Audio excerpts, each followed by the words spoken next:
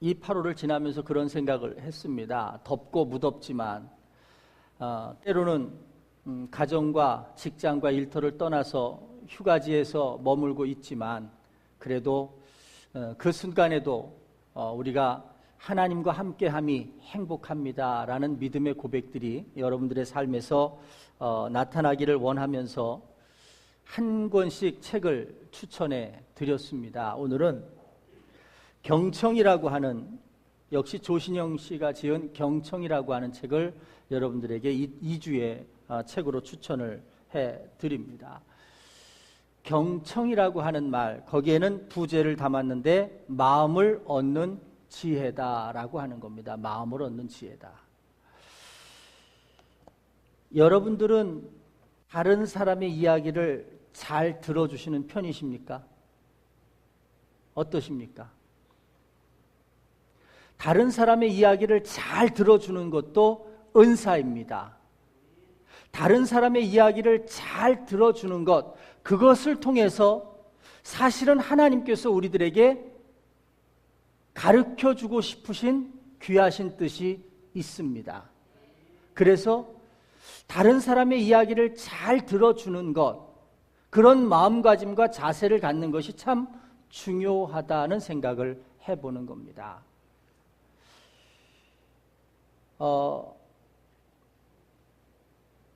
듣는 데는 5가지 단계가 있다고 합니다. 한번 나는 어떤 편인가 한번 생각해 보시길 바랍니다. 첫 번째, 들음의 첫 번째 단계는 어떤 단계냐면 상대방의 말을 무시하는 단계입니다.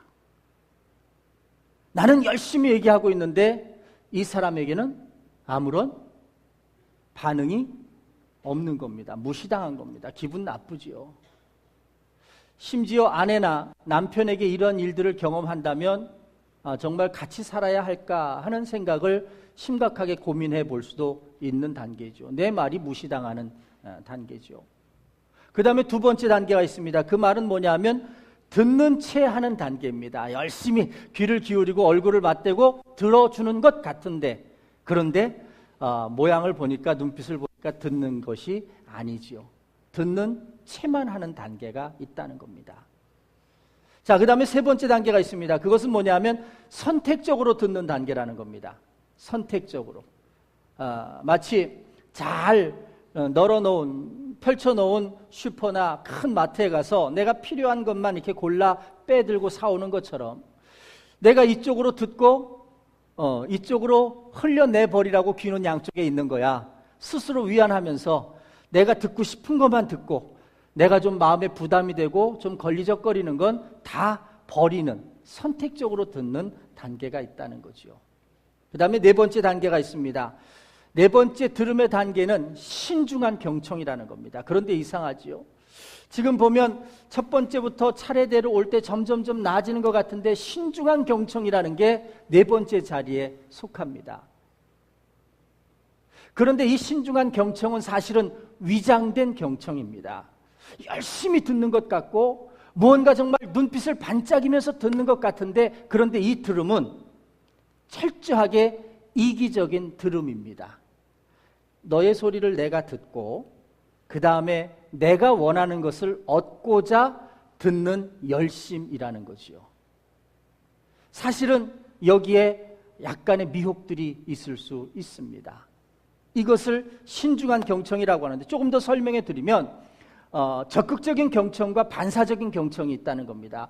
적극적인 경청과 반사적인 경청은 뭐냐면 이런 거죠. 단지 네가 지금 말하는 것에 대해서 대답하기 위한 경청이 있다는 겁니다. 잘 말해주는 것. 그 다음에 또 다른 건 뭐냐면 적당하게 너의 이야기를 듣고 너의 삶을 지배하고 통제하고 싶은 마음이 있다는 겁니다. 그냥 이야기하고 싶어 왔는데, 그런데 들은 나는 그 이야기를 들으면서 별로 대단치도 않은 사람이 그건 잘못됐고 잘됐고 이렇게 가고 저렇게 가고 이렇게 해라, 이런 욕구로 듣는다는 겁니다. 사실은 이 내면에는 그 사람을 조종하고 통제하고자 하는 참 간악한 인간의 마음이 들어 있다는 겁니다. 이제 5번째 들음의 단계가 있는데, 이 들음의 단계가 뭐냐면 공감적인 경청이라는 겁니다. 말하는 사람의 마음이 이 속에 들어오고 듣는 사람의 자세가 저 사람의 마음에 들어가서 정말 말을 하면서도 서로 풀어놓으면서도 듣고 들어주는 사람이 서로가 다 마음이 흐뭇해지고 따뜻해지는 경우를 말하는 거지요. 모든 것이 다 해결되는 것입니다. 심지어는 우리 안에 있던 많은 앙금들, 갈등들, 고민들, 해결되지 못했던 관계들이 이런 들음으로 인해서, 공감적인 경청의 들음으로 인해서 완전하게 해결될 뿐만 아니라 더 놀라운 단계로 나아간다는 겁니다. 이 책의 주인공의 이름이 이토벤입니다. 생각나시는 사람이 있나요? 전주이가가 아닙니다. 이토벤이라고 해서 전주이가가 아니라 한 사람의 이미지가 생각나게 합니다. 누굽니까? 베토벤이죠. 베토벤. 베토벤의 머리가 곱슬머리더라고요. 곱슬머리 생각하면 여러분 생각나시는 거 있죠? 고집스러움입니다. 제가 곱슬머리거든요. 그것도 아주 심한 곱슬머리거든요. 고집스러움이 있습니다. 잘 말을 안 듣습니다. 고집스러움이 있습니다. 잘 말을 안 듣습니다. 그 다음에 베토벤은 후천적으로 귀가 안 들리는 사람이었습니다. 아무리 말해도 듣지 못하는 사람이었습니다. 그래서 이 책의 주인공이 처음에는 자기를 직장의 동료들이 베토벤이라고 이렇게 별명을 지어주니까 되게 좋아했습니다. 아, 베토벤처럼 훌륭한 음악가. 또 이 사람의 직장이 바이올린 음악 악기를 만드는 회사였기 때문에 아, 베토벤이라고 하는 별명이 참 좋은 별명이구나 생각을 가졌는데, 나중에 직장 후배가 뭐라고 하느냐면, 왜 선배님을 베토벤이라고 부르는 줄 아십니까? 아무리 부하 직원들이, 같은 팀원들이 이번에 우리들은 이런 좋은 제안을 하고 또 발전적인 제안을 하면 듣는답니다. 그런데 문제는 듣기만 하지 결정에는 전혀 영향을 미치지 않는다는 겁니다. 어차피 혼자 하는 결정이고 내가 하는 결정이라고 생각해서. 그래서 나중에는 같은 팀원들이 얘기할 필요도 없어. 귀도 막혔고 생각도 막혔고 마음도 막혀서 얘기할 필요도 없어. 자기 마음대로 하는 사람인 걸 하면서 마음을 닫아 버렸다는 거죠. 그래서 베토벤이라고 별명을 준다는 겁니다. 오늘 우리들의 삶 가운데 한번 생각해 보시길 바랍니다. 여러분들의 별명은 혹시 베토벤이 아닙니까? 아내가 나를 생각할 때 당신은 마음을 닫아 걸었어. 아무리 이야기를 해도 안 들어. 받아들여지지가 않아. 도무지 내 말에 대해서 관심과 그리고 주의를 기울이지 않아. 심지어 말을 하는 사람의 마음이나 듣고자 하는 진정성이 없어. 가정에도 갈등이 이르를 수 있고, 그리고 관계에도 갈등이 있을 수가 있습니다. 제가 경청, 들음이 은사라고 처음에 말씀을 드렸던 것은 그것입니다. 잘 들어주는 것, 이것은 내가 노력해서 될 수 있는 것이기도 하지만, 그러나 잘 들어줌에 대한 바른 이해는 하나님이 우리들에게 주신 특별한 은총이라는 겁니다. 은사라는 겁니다. 이 가진 것을 잘 개발하고, 그리고 이 가진 것을 잘 활용할 때 하나님이 내게 원하시는 진정한 그리스도인의 삶의 풍요로움을 누릴 수 있다라고 하는 거죠. 여기에 나오는 주인공은 아내와의 관계를 실패했습니다. 왜냐하면 여전히 이 사람은 자기가 생각한 바대로 움직였고, 아무리 아내가 이야기를 해도 자기의 고집과 생각을 굽히지 않았습니다. 그런 가정의 결과는 항상 보면 별거 아니면 이혼이라는 마지막 단계를 향해서 나아가는 거죠. 여기에 있는 주인공도 아내와 별거 중이었고 이혼까지도 생각하고 있는 상황이었다는 겁니다. 단지 듣지 못한다는 것 때문에. 오늘 여러분들 우리들의 삶에서 하나님께서 우리들에게 들어야만 한다. 너희들은 들어야만 한다라고 오늘 우리에게 말씀하시는 하나님의 마음을 여러분 느끼시기를 주님의 이름으로 축복합니다. 오늘 여러분들에게 읽어드린 사무엘상 3장의 본문은 그런 이야기죠.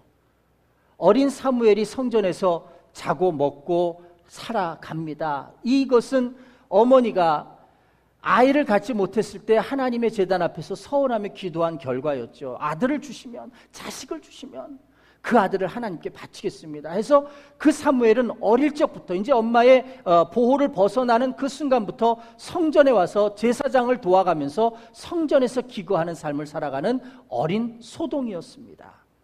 그래서 이 사무엘이 그날도 성전 앞, 제단 앞 법궤 앞에서 잠을 청하고 있는 겁니다. 그런데 어떤 일이 일어나서 잠을 청하고 있는 겁니다. 그런데 어떤 일이 일어나나요? 꿈인지 아니면 무슨 일인지 잠결에 어린 사무엘이 자기를 부르는 소리를 듣는다는 겁니다. 그래서 어떻게 됐습니까? 이 성전 안에는 나와 제사장인 엘리만 있기 때문에 당연히 나를 누가 부른다고 치면 어른인 엘리 제사장밖에 없겠구나라고 생각한 어린 사무엘이 얼른 일어나서 제사장인 엘리에게 뛰어갑니다. 그리고는 제사장님 나를 부르셨습니까? 하고 잠든 엘리 제사장을 깨우지요. 잠에서 깬 엘리 제사장이 아닌데 내가 부른 적이 없는데 너 잠꼬대 하는구나 하고서는 무시하고 돌려보냅니다. 한 번을 돌려보내고 두 번을 돌려보내고 그리고 나서 엘리 제사장이 문득 생각하기를 왜 자꾸 제가 와서 불렀다라고 할까를 생각하면서 또 다른 생각을 하게 됩니다. 자, 그리고 나서 이제 진행되는 이야기가 오늘 말씀이지요. 여러분, 오늘 우리들의 삶에서 이 들음이라고 하는 것, 오늘 이 책에서 이야기하고자 하는 경청이라고 하는 것, 이것이 우리들의 삶에 정말 중요하다라고 말씀을 드리는 첫 번째 이유가 있습니다. 그것은 뭐냐면 하나님은 우리를 부르시기 때문에 그렇습니다. 하나님은 우리에게 말씀하시는 하나님이시기 때문에 그렇습니다. 여러분, 세상의 모든 여타 종교는 사람이 신에게 자신들의 문제를 가져갑니다. 이렇게 해주십시오. 이렇게 비나이다. 그런데 기독교는, 우리가 믿는 하나님은 우리가 하나님께로 뭔가를 가져가는 것이 아니라 하나님께서 우리에게 말씀하신 하나님이시다라고 하는 거죠. 주도적으로 우리에게 말씀하실 뿐만 아니라 우리는 그 말씀을 들음으로 하나님의 거룩한 형상을 따라갈 수 있는 삶이 되고 하나님의 말씀대로 살아갈 수 있는 삶이 되고 오늘날 이런 세상 가운데서도 그리스도인의 삶을 살아갈 수 있게 된다는 겁니다. 거기에는 철저하게 하나님께서 말씀하심이 있고 그리고 피조물인 우리는 들음이 있어야 된다는 겁니다. 그래서 사실은 들음이라고 하는 건, 경청이라고 하는 건 하나님을 기억하는 하나님의 백성들에게는 너무나도 중요한 자세이기 때문에 그렇다라고 하는 거죠. 저는 이 책을 읽고 마지막 장을 덮으면서 아버지가 죽습니다. 장애가 있는 아들이 유일하게 바이올린에 재능이 있다는 사실을 알면서 자신이 뇌종양에 걸려 죽어가고 있다는 사실을 알면서 아들을 위해서 바이올린을 하나 만들어주고 싶은 마음이 있어서 치료를 거부하고 바이올린을 만듭니다. 그런데 그 과정 가운데 사실은 자기가 남의 말을 전혀 듣지 않고 고집스럽게 삶을 이어가던 이 중년의 남자가 뇌종양으로 인해서 귀가 들리지 않고 사람들과 대화가 되지 않는 그런 모습 속에서 입술을 읽으면서 그 사람의 말을 알아들어야 되고 이런 절박한 상황 속에서 정말 듣는 자세가 어떻고 진정으로 들어줌과 듣는 것에 대한 능력과 어떤 모습들이 나타나는 것을 보면서 깨닫게 됩니다. 세 가지를 이야기하더라고요. 나머지는 다 여러분들이 보십시오. 저는 마지막 장을 읽으면서 가슴이 찡하고 정말 코끝이 찡했습니다. 첫 번째 이 사람이 이야기하는 것은 뭐냐면 자기 자신을 발견하라는 겁니다. 여전히 내 삶은 많이 듣고 있다고 생각하지만, 많이 들으면서 삶에 대한 지혜를 가지고 세상을 운영하고 인생을 운영하고 있다고 생각하지만 하나도 듣지 않아서 결국은 외톨이가 되고 삶의 어떤 역동력도 일어나지 못하는 그런 인생이 되었음을 발견한다는 겁니다. 내 가슴 속에 수많은 소리가 들어차 있어서 새로운 소리들을 받아들일 만한 자리가 없기 때문에 그런 자신을 발견하라는 겁니다. 비록 내 속에 있는 많은 소음들을 덜어버리고 줄여내기 시작할 때, 마음을 비워내기 시작할 때 비로소 들려지기 시작하더라는 게 첫 번째 모습이었고요. 그 다음에 두 번째 모습은 그것이었습니다. 공감하라는 거지요. 그냥 듣는 척하지 말고, 또 어떤 목적이나 이익을 생각하면서 이기적인 생각을 가지고 듣지 말고, 너가 얘기하는 것 가지고 내가 말을 옮겨서 어떤 일을 이런 생각하지 말고, 얼마나 아플까, 얼마나 고통스러울까, 그냥 그대로 들으라는 겁니다. 훈계도 하지 말고요, 가르치려고도 하지 말고 들으라는 겁니다.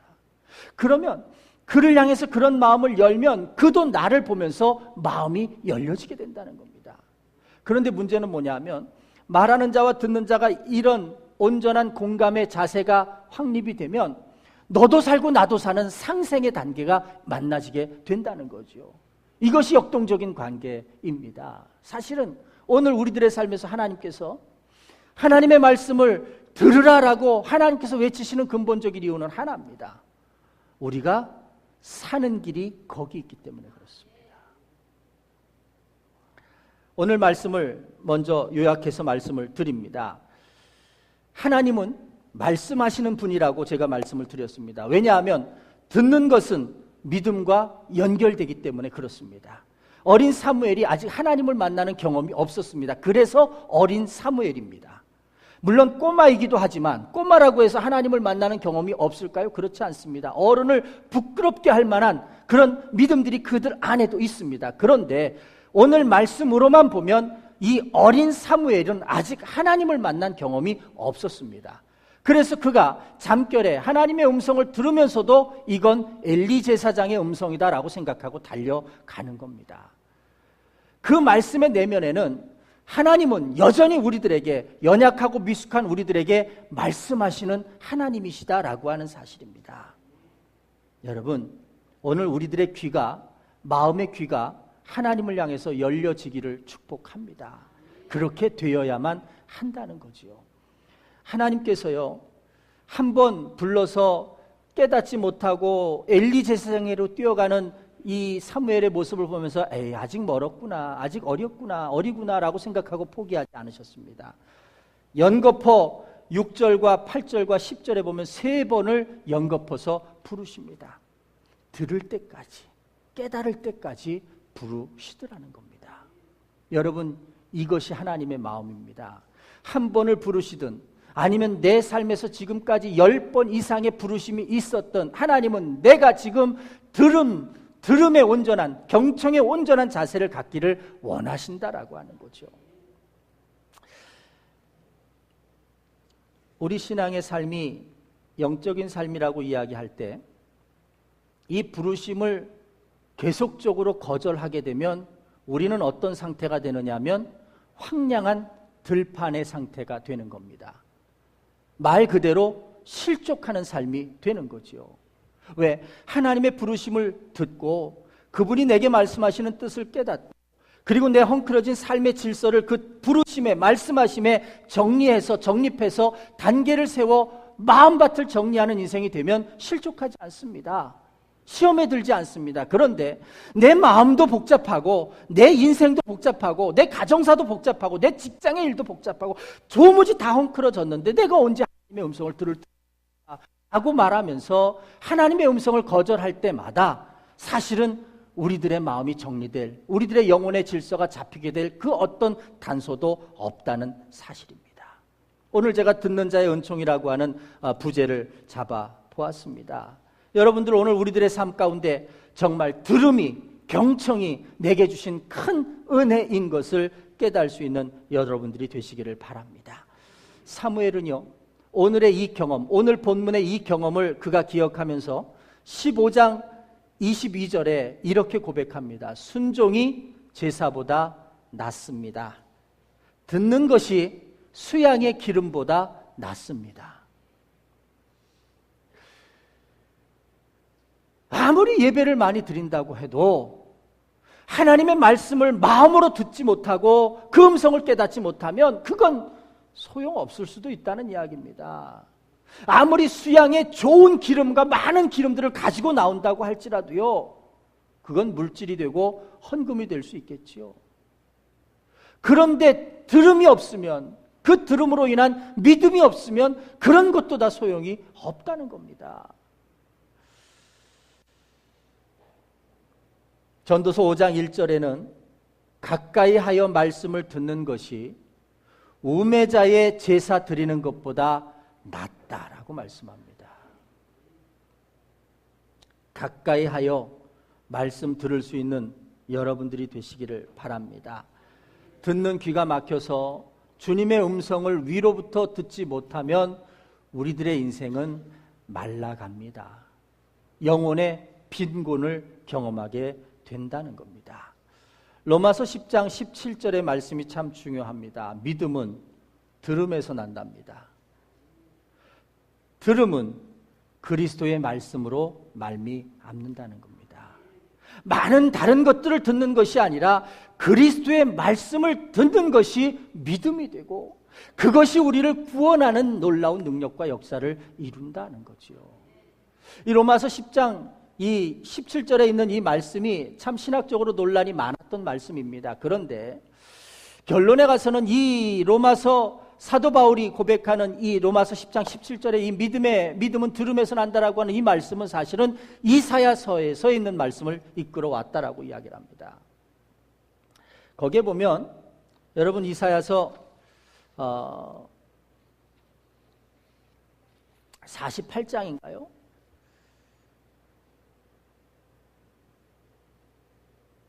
너희는 내게 가까이 나와 이 말을 들으라 말씀합니다. 16절이죠. 그 다음에 18절에 보니까 슬프다. 내가 나의 명령을 듣지 아니하였도다. 만일 들었더라면 내 평강이 강과 같았겠고 내 의가 바다의 물결 같았으리라 하는 거죠. 하나님은 들으라 말씀하셨는데 들었더라면, 듣지 않았다는 이야기입니다. 들었더라면 이런 평강, 이런 은혜, 이런 축복이 있었을 텐데 라고 말씀한다는 거죠. 듣지 아니한 안타까움을 이야기하고 있다는 겁니다.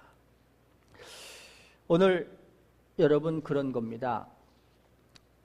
사무엘상 3장의 말씀을 돌아가면 오늘 우리들의 삶 가운데 하나님이 말씀하시는 분명한 한 가지의 음성이 있습니다. 그것은 뭐냐면 하나님은 우리들에게 말씀하시는 분이고 우리는 듣는 자라는 겁니다.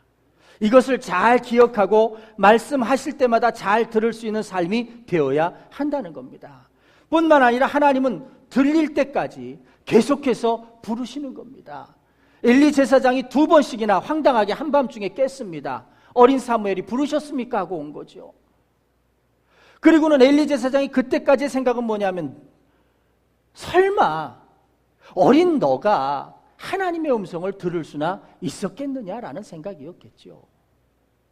그런데 2번을 연거푸 생각해 보니까 이건 아니겠다 싶어서 3번째 찾아왔을 때 엘리 제사장이 사무엘에게 이야기합니다.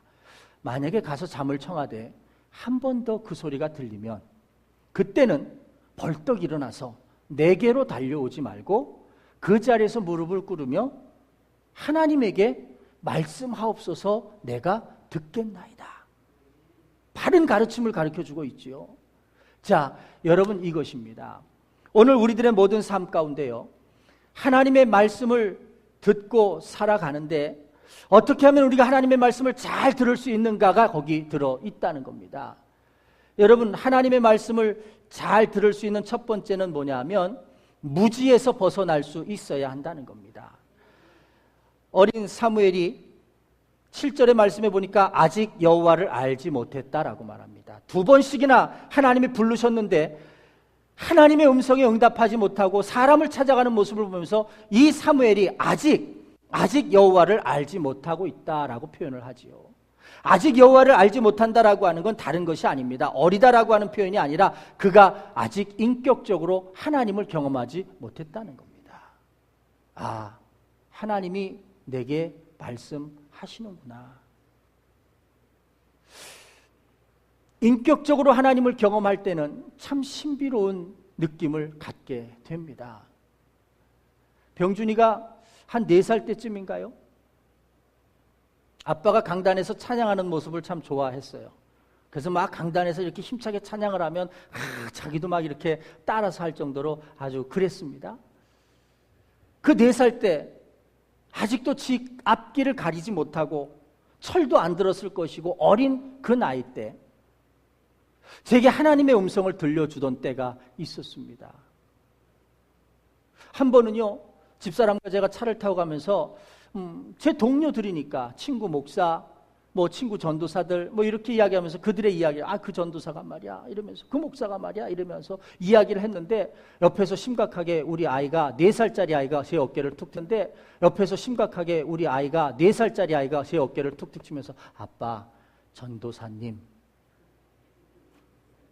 아마 제 말이 굉장히 비관적으로 들리고 또 집사람과 얘기하는 그 말들의 언어들이 좀 비판적인 언어였는지는 모르겠습니다. 그런데 4살짜리 아이가 제 어깨를 치면서 차 안에서 아빠 전도사님 무엇을 말하는 겁니까? 말. 제가 그때 니까진 게 이런 생각하지 않았어요. 가슴이 덜컥 내려앉으면서요, 아이가 내게 하는 이야기가 아닌 것 같다는 생각이 드는 겁니다. 아이가 내게, 4살짜리 아이가 내게 하는 이야기가 아닌 것 같다. 비록 4살짜리지만 하나님께서 이 아이의 입술, 그 안에는 그 아이밖에 없었어요. 물론 더 어린 아이도 있었겠지만 그 아이가 내게 전해줄 수 있는 그 최소한의 언어로 나를 깨우치시는구나 하는 생각을 들었어요. 하나님의 음성으로 받는 겁니다. 듣는 겁니다. 여러분, 하나님은 우리들에게 어떠한 방법을 통해서도 말씀하십니다. 문제는 니까진 게 뭘, 그런 것이 아니라 하나님의 음성으로 들을 수 있는 삶과 모습이 되어야 한다는 거지요. 아직 전 인격적으로 만나지 못했다라고 하는 그 어린 사무엘의 이야기가 무지라는 겁니다. 오늘 여러분, 내가 영적으로 무지할 수 있습니다. 이것은 나쁜 것은 아닙니다. 그러나 무지함을 벗어버려야 합니다. 하나님의 임재를 경험하기 위해서 내가 하나님 앞에 한 걸음 더 나아갈 수 있는 모습이 돼야 한다는 겁니다. 무지함이 자랑은 아니지요. 무지함을 어쩔 수 없어서 인정할 수는 있지만 그게 우리들의 프로필이 되어서는 안 된다라고 하는 겁니다. 내가 하나님의 임재를 경험하지 못했다면, 하나님이 나와 함께 하심에 내가 기쁨과 은혜와 능력을 경험하지 못했다면 그렇게 하기를 사모하고 나아가십시오. 그리고 훈련이 필요하다면 훈련하십시오. 이것이 하나님의 말씀을 잘 들을 수 있는 첫 번째였고요. 두 번째는 편견이 있었다는 거죠. 엘리 제사장이 사무엘의 모습을 보면서 가서 자라, 돌려보냅니다. 뭡니까? 너는 하나님의 음성을 아직 깨닫지 못할 거다. 가라, 자라. 그런데 2번이나 반복되어지면서 엘리 제사장이 부담감을 느낍니다. 혹여라도 하나님께서 말씀하시는데 이걸 자꾸 인간적인 마음으로 편견으로 물리친다면 안 되겠지 않느냐. 그래서 제사장이 3번째, 만약에 또 음성이 들리거든 그때는 무릎 딱 꿇고 하나님께 말씀하옵소서 듣겠나이다 고백해라. 편견을 벗어버리는 겁니다. 어린 사무엘일지라도 하나님을 경험할 수 있는 겁니다. 어린 사무엘일지라도 하나님의 임재를 경험할 수 있는 겁니다. 오늘 우리들이 어떤 삶의 자리에 있을지라도 우리는 하나님의 음성을 들을 수 있는 겁니다. 나는 교회를 아직 나온 지 오래되지 않았으니까, 나는 한 5년도 채 못 됐으니까 나는 아직 하나님의 음성을 들을 자격이 있다 없다를 논하지 못한다는 거죠. 한 가지 더 중요한 것이 있습니다. 하나님께서 우리를 듣는 자의 은총을 허락하시는 것은 우리가 하나님께 순종함의 법을 가르치게 하시고 그것이 우리들의 믿음의 모습과 신앙인의 자세가 되게 하기 위함이다라고 하는 거죠. 세상을 살아가는데 한 권의 책에서도 마음의 감동을 얻습니다. 콧끝과 눈물이 찔끔 나오는 기쁨을 맛봅니다. 그런데 그 안에 사실은 이것보다도 더 크고 놀라운 인생의 비밀들이 우리 안에 영혼의 비밀들이 있다는 겁니다. 사람의 말들을 잘 듣기 시작하면서부터 인생도 바뀌고 회사도 살아나는 그런 놀라운 일들이 일어났는데, 그래서 듣는 것이 중요해서 그렇게 이야기를 하고 있는데, 그런데 우리가 하나님의 소리를 잘 듣기 시작하면서부터 우리들의 인생이 바뀌어지고 우리들의 인생이 역동적으로 변화해질 수 있다는 거지요. 제가 오늘 결론을 조금 변경했습니다.